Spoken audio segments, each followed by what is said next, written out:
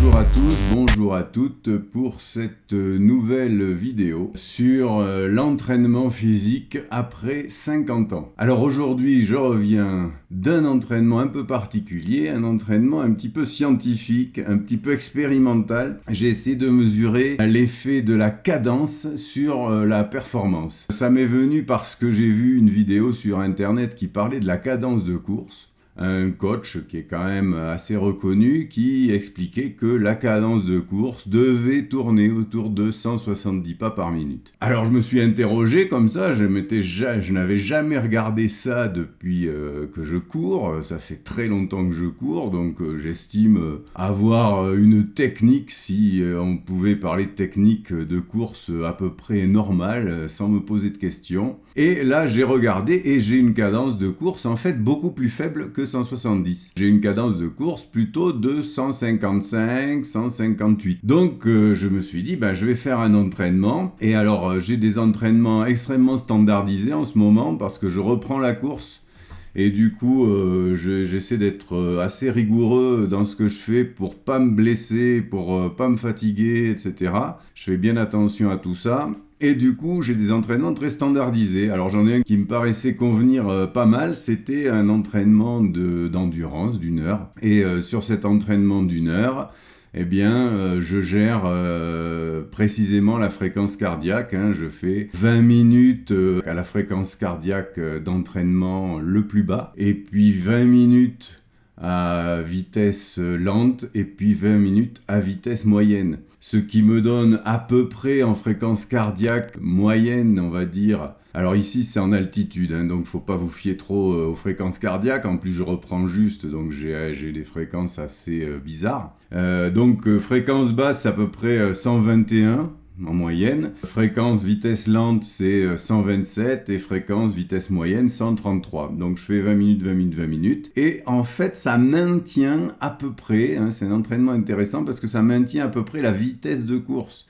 Puisqu'avec la dérive cardiaque, pour la même vitesse de course, au fur et à mesure que le temps passe, on a le cœur qui bat de plus en plus vite. Donc c'est pas mal comme entraînement, je vous le conseille. C'est un entraînement d'endurance moyenne qui est très, très classique en milieu de semaine. En plus, je m'entraîne au même endroit et sur quelque chose d'assez standard. C'est une piste avec un revêtement d'athlétisme, donc assez dur, mais un petit peu mou quand même, qui fait 1500 mètres de long, 1450 mètres. Donc ça fait tout le tour d'un parc. Donc ça c'est génial, j'ai jamais eu ça de ma vie, quelque chose d'aussi tranquille. Il n'y a pas de moyen de tomber ou de se casser la figure ici sur les trottoirs, c'est assez compliqué. Donc voilà, je cours dans cet endroit très standard, 1500 mètres de piste toute plate. Et du coup, je voulais voir si ça avait une influence. Parce que si on court normalement à la même intensité, on va dire, on doit avoir la même fréquence cardiaque. Voilà. Donc, si je régule ma course sur la fréquence cardiaque, logiquement, quelle que soit ma façon de courir, à la limite, ça doit être à peu près identique. Alors là, l'idée, c'était que la cadence pouvait modifier cette donnée, on va dire, invariable de relation entre le cardio et la vitesse de course sur un terrain identique. Donc le cardio et la puissance. Et en fait, ce qu'il nous disait, c'était que la vitesse optimale, c'était 170, et que si je courais soit en dessous, soit pas avec des petites foulées qui vont trop vite, soit avec des grandes foulées qui vont pas assez vite, j'aurai un rendement moins grand. C'est-à-dire que pour la même puissance, je vais demander plus d'énergie à mon corps.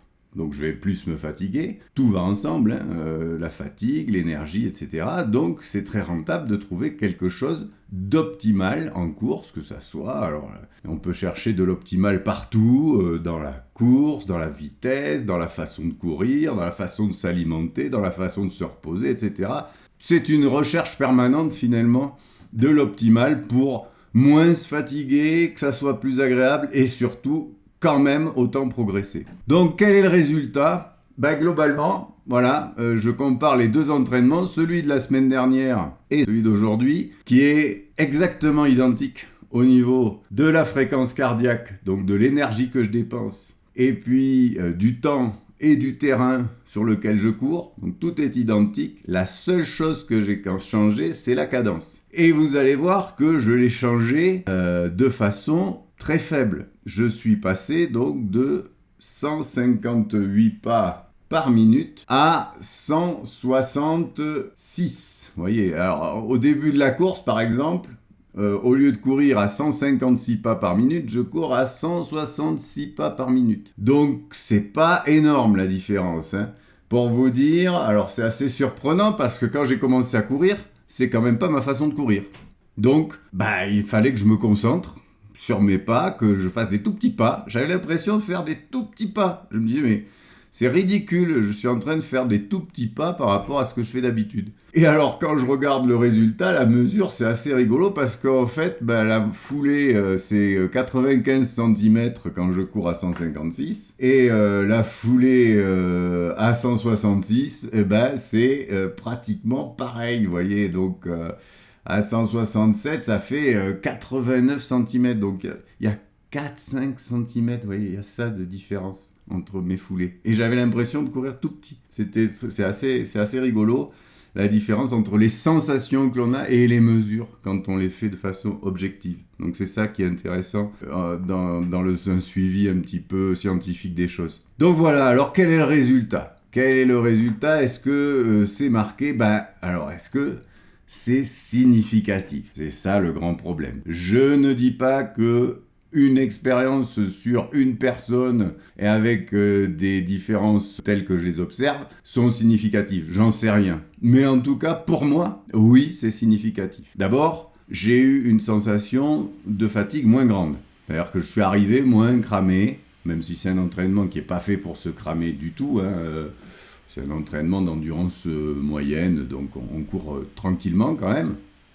Mais par rapport à l'entraînement précédent, j'étais moins fatigué. Ça peut varier d'une semaine à l'autre, ok. Ensuite, au niveau, et c'est ça qui est intéressant, de la distance parcourue et de la performance globale. D'abord, j'ai un cardio moyen sur une heure qui est exactement identique à 127 de moyenne, donc c'est exactement identique au battement près. Donc ça, c'est quand même fort. Bon, ce serait pas grave qu'il y ait 1 ou 2 battements de différence. La semaine dernière, vous voyez, j'ai fait 8,59 km en une heure. J'ai couru à 7 minutes le kilomètre.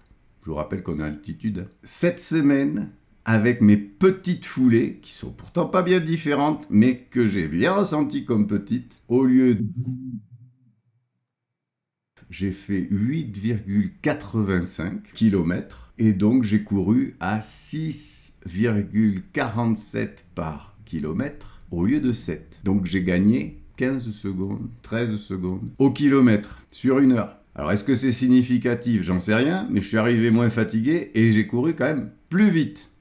Pas beaucoup plus vite, mais de toute façon on ne pouvait pas espérer aller à 10 km/h avec la même fréquence cardiaque. Hein. Mais pour moi, le résultat est significatif. Donc, je vais dorénavant essayer de me forcer. Je vais mettre la donnée supplémentaire sur ma montre et je vais essayer de me forcer à aller à une cadence plus rapide que ma cadence naturelle, jusqu'à que peut-être elle devienne naturelle. Je pense que c'est plus facile quand on va plus vite. Là, je vais quand même à 8,5 à l'heure. C'est pas énorme, hein. Je pense que quand j'arriverai à remonter à mon niveau de 10 à l'heure en endurance moyenne, ça sera plus facile parce que les pas redeviendront un petit peu plus grands.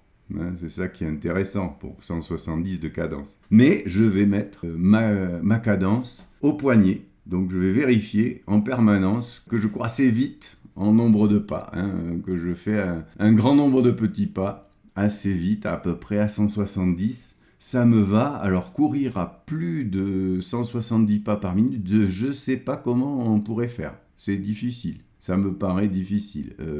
Pour courir aussi lentement, il faut faire des tout petits pas. Alors, ce qui me paraissent petits, hein, moi je suis assez grand, donc ça me paraît des tout petits pas, mais c'est intéressant. Et la sensation est finalement assez agréable, même si au début on est obligé de se concentrer parce que on revient facilement à sa cadence normale. Et puis comme on court un peu raide du coup, hein, puisqu'on court plus vite que sa cadence, on se raidit un petit peu, donc c'était pas très agréable au début. Mais on s'y fait après avec la fatigue, etc., le second souffle qui arrive, les sensations qui reviennent. Bon, on s'y fait. Donc c'est quelque chose qui a été positif et intéressant. Voilà, je vous remercie et à la prochaine vidéo. Au revoir!